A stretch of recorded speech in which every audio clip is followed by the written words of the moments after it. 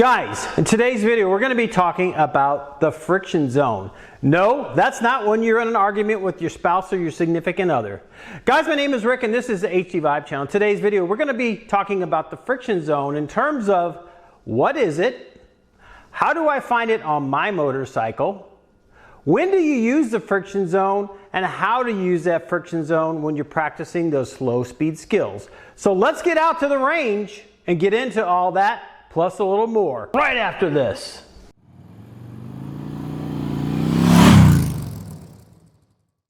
So when you're out practicing like this, one of the things that I've heard from some people that I ride with, and again, the reason they don't practice is, it's like, I'm not used to my clutch. I went from a cable clutch and now I have a hydraulic clutch. Or I had a hydraulic clutch and now I went to a cable clutch and I'm not used to it.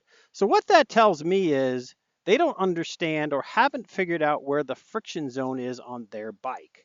Again, that friction zone is just the point where you begin to release that clutch and you find that the bike starts to roll forward. So let me show you what that looks like.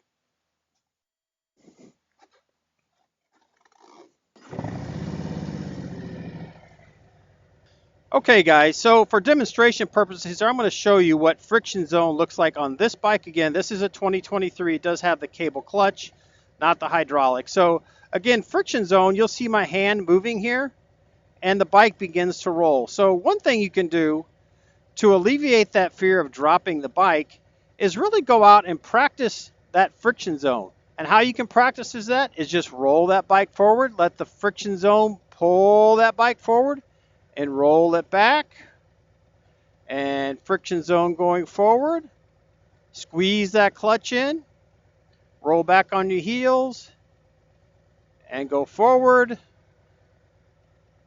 And again, that friction zone is just millimeters of movement. It's not much. You can see here the bike starts rolling, and I can immediately get it to stop by just squeezing it in ever so slightly. So when you're practicing some of these slow speed skills, again, it's all friction zone. You want to stay in that friction zone. And let me do a little bit of figure eight here. Again, this is not super tight. I think I got this set at about 20 feet by about 50 or 52 feet on the length. So let's do a few figure eights here using that friction zone.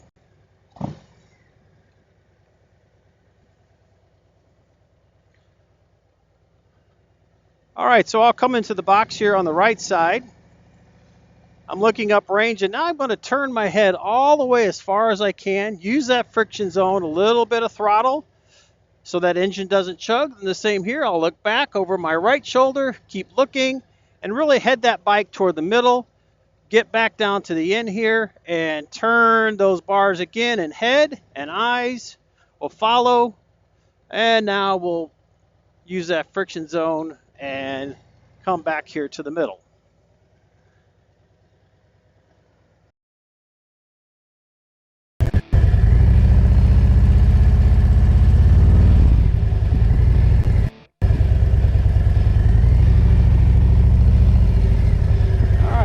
Let's do that going the other way.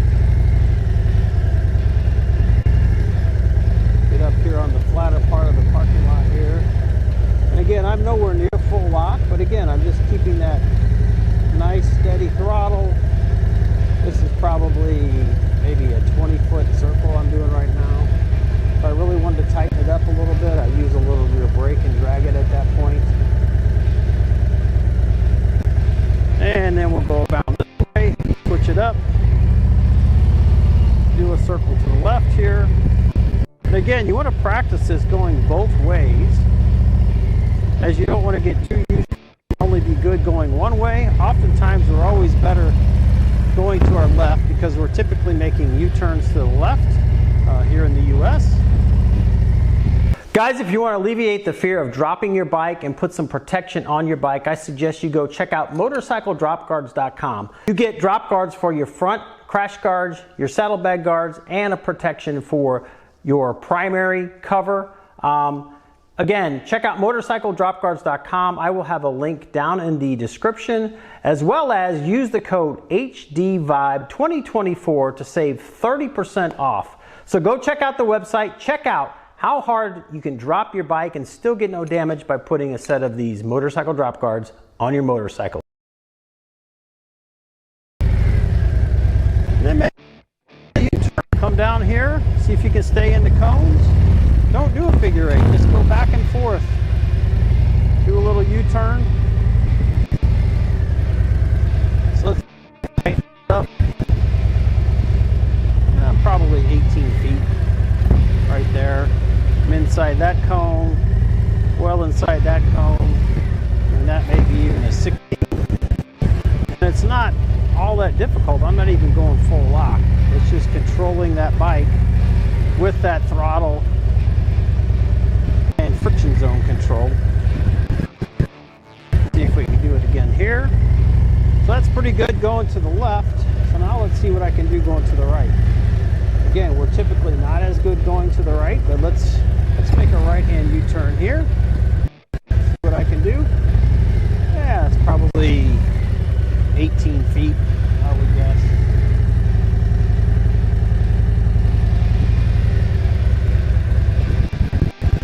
Got swinging out, swinging in. Nice turn.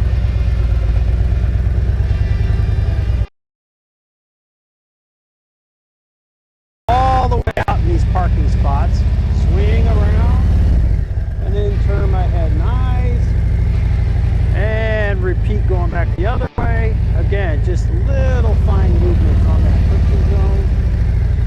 I throttle up a little bit there because I am going uphill. And again, nothing fancy here, nothing super tight. But this just gets you, again, as you're getting ready for that spring riding season, getting used to how the weight of that bike works around on the slow speed, getting used to that friction zone, keeping that bike in the friction zone, turning your head and eyes. And then we'll come back down here, we'll do a little weave, back and forth,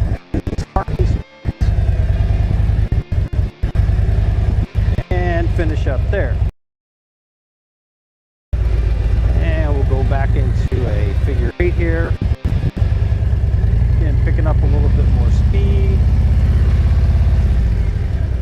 We're using that friction zone. Head and eyes.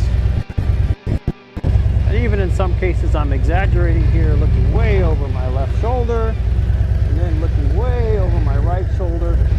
The key is to make sure you're looking quick enough and not waiting too long, so that you're looking where you want to go, not where you've been.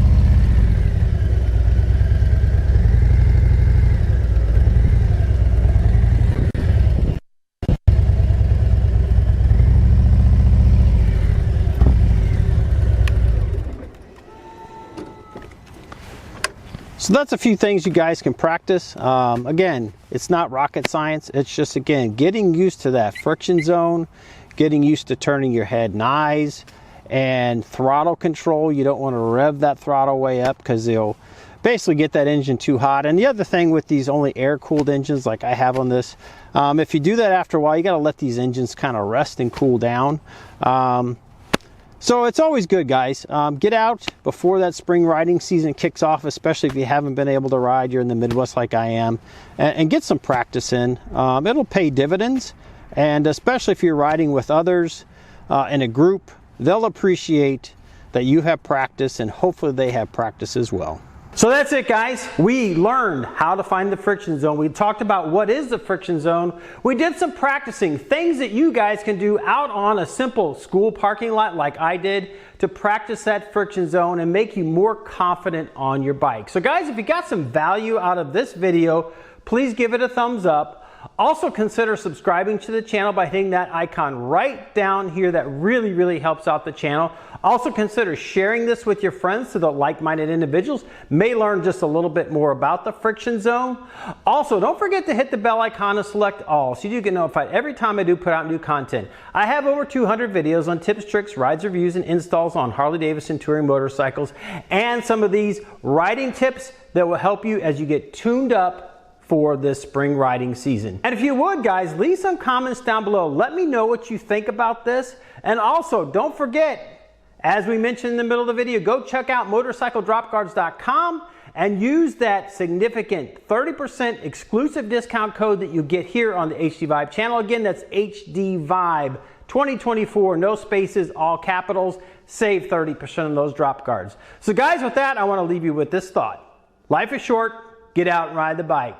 Thanks for stopping by, and we'll see you on the next one. Bye now.